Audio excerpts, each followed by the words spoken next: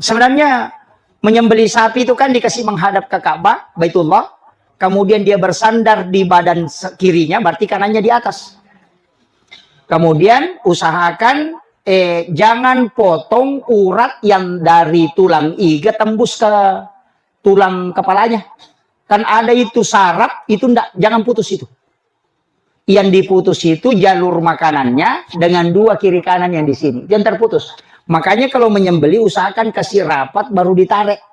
Usahakan jangan lewat ke atas. Karena kalau dia kena saraf yang di atas yang dari tulang iga itu tembus ke kepala, maka itu biasa banyak dampaknya.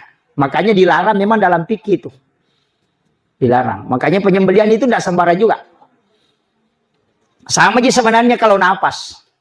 Ditunggu itu saja napasnya. Kalau sapi itu kan masuk, berhenti sejenak baru keluar. Keluar, berhenti sejenak baru masuk. Ada jadanya itu. Kalau kambing tidak. Masuk, keluar, masuk. Kalau sama ayam. Kalau sapi tidak. Masuk, tertahan, keluar. Masuk, tertahan, keluar. Begitu. Makanya yang paling bagus ketika napasnya tertahan baru kita sembelih. Kalau kambing, nanti keluar. Kalau masuk, pas keluar langsung sembelih. Jangan biarkan lewat lagi masuk supaya tidak bau. Itu kuncinya.